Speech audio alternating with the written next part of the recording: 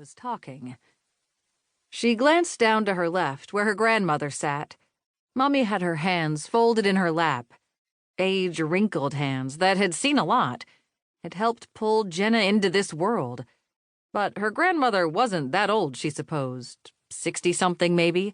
They really didn't talk about such things unless to say, "Jenna, you are 20 years old," followed by whatever they wanted her to stop doing or start doing. Depended. Her mother sat on her right, hands folded in much the same manner as her grandmother. Mommy wasn't Mom's mom. She almost snickered at the thought, but knew Mom would disapprove. Mommy was her dad's mom. He had passed a few years before, so here they were, all Burkharts, all new to this town called Wells Landing. Jenna had never wanted to move here, but neither her grandmother or her mother had bothered to ask her. They had simply come in one day and announced that it was time to start over.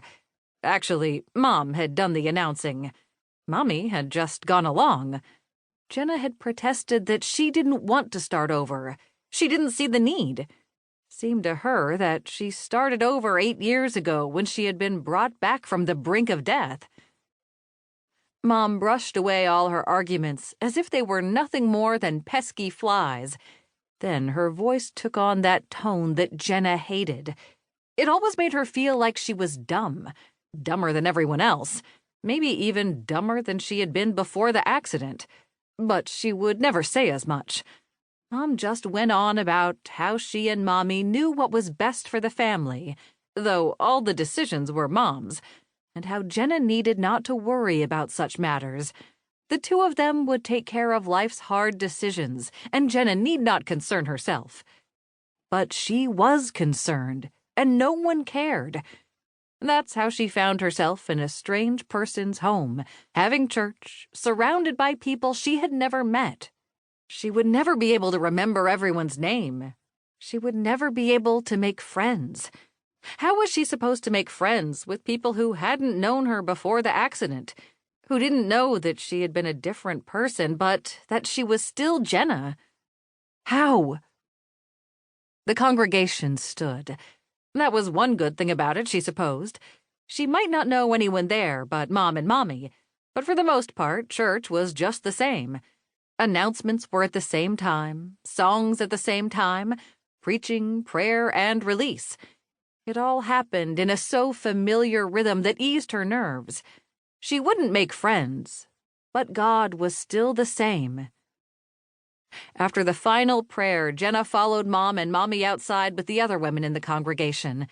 As usual, the men would set up the church benches and turn them into tables and seats so everyone could enjoy the after-church meal. The men first, then the women and children. Once again, there was comfort in the certainty of tradition. The same food was served here as was served in Kansas. The women wore the same kind of prayer coverings. Jenna had once commented that they looked a little like paper funnels on the backs of their heads, but her mom had fussed at her but good. She told Jenna how disrespectful she was being and made her say extra prayers to ask the Lord's forgiveness. Jenna hadn't meant to be disrespectful. Just sometimes the things that came into her head were coming out of her mouth before she had a chance to think them over. Most times it was okay. Her thoughts were usually happy ones. But other times, like with the prayer coverings, Mom had gotten so upset that to this day, Jenna still prayed for the Lord to lead her path straight. It had been nearly 8 years since she had made the mistake.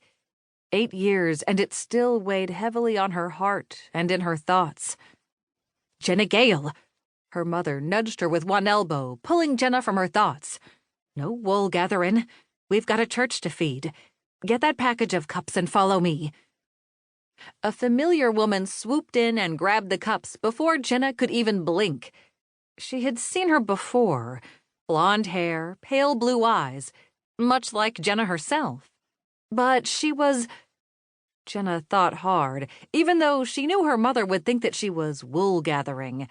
It was a saying. It meant daydreaming, not really gathering wool. "Think, Jenna." She set her mind back to remembering. Helen.